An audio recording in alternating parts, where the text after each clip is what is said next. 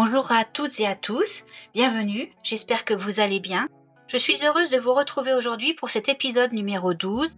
Nous allons étudier ensemble l'éditorial de Daisaku Ikeda, publié dans le Diabyaku-renge, mensuel d'études bouddhiques affilié au mouvement Soka au Japon, de juin 2015, paru en français dans Cap sur la paix, numéro 1052. En voici le titre. Mes jeunes amis, établissez de solides fondations dans votre foi. Le courage de la jeunesse est sans équivalent, il ne craint rien. Le courage de la jeunesse est sans limite, il n'abandonne jamais. Comme le poète et philosophe américain Henry David Thoreau l'a écrit, la vie est une lutte au cours de laquelle il faut faire preuve de courage. Toute société où la jeunesse manque de courage pour relever de nouveaux défis stagne et décline inévitablement.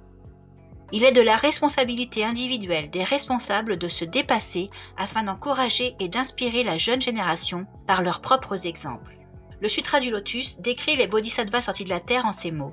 Leur cœur ne connaît pas la peur. Ils ont fermement cultivé l'esprit de persévérance. En se forgeant cet esprit des bodhisattvas sortis de la terre et en suivant les pas de leurs aînés des départements des femmes et des hommes, les jeunes pratiquants déploient activement des efforts dans leur révolution humaine et pour Kozen Rufu. Comme c'est rassurant. La foi dans la loi merveilleuse est source d'un immense courage qui permet à chacun de vivre avec une force et une sagesse et un optimisme illimités. Nichiren écrit à son jeune disciple Nanjo Tokimitsu, qui luttait avec courage au cœur des persécutions, « Quoi qu'il arrive, vous ne devez pas perdre espoir.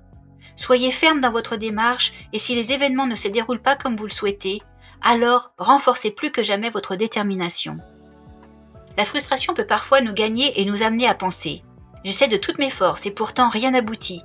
Pourquoi cela m'arrive-t-il » Mais le fait est que ces moments représentent en soi des occasions pour élargir davantage encore notre état de vie. Ne vous isolez pas dans votre souffrance. Demandez plutôt conseil auprès d'un bon aîné dans la foi. Lisez les écrits de Nichiren, récitez Nam-myoho Renge-kyo et faites résolument face à votre situation avec l'esprit énergique propre à la jeunesse. Il n'y a absolument aucun obstacle que vous ne puissiez surmonter. Je garde clairement en mémoire un encouragement que mon maître, le deuxième président de la Soka Gakkai Josei Toda, a donné à des jeunes. Les études ou la richesse n'ont aucun rapport avec la foi. Nam-myoho Renge-kyo est le pouvoir fondamental qui permet de changer l'univers. Le pouvoir existe en chacun de nous. Notre défi est de le manifester et de faire tout évoluer dans la direction que nous souhaitons, en instaurant dans notre vie un merveilleux essor positif.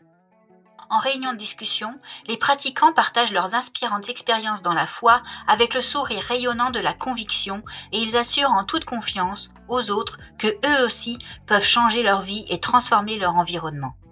Notre famille Soka a créé un réseau de soutien et d'encouragement mutuel, un réseau formé de personnes qui contribuent à l'essor des autres tout en se développant elles-mêmes. C'est une terre vivante qui soutient, nourrit et développe les jeunes. Accueillons toujours plus de jeunes dans ce havre du cœur où rayonne l'esprit bienveillant de soulager la souffrance et d'apporter la joie. Soutenir les jeunes et les rendre autonomes est la clé pour revitaliser la société et le monde. Cette année, pour célébrer le 3 mai, la Soka Gakkai International Corée du Sud a organisé un merveilleux festival avec la participation de plus de 20 000 jeunes. En amont et dans l'ombre, les pratiquants des départements des femmes et des hommes ont soutenu et encouragé de tout leur cœur chaque jeune, notamment ceux qui viennent juste de commencer à pratiquer le bouddhisme de Nichiren. Je n'oublierai jamais leurs efforts altruistes. Nichiren déclare « Pour nous, êtres vivants, avoir foi dans le Sutra du Lotus est comparable à établir de profondes racines.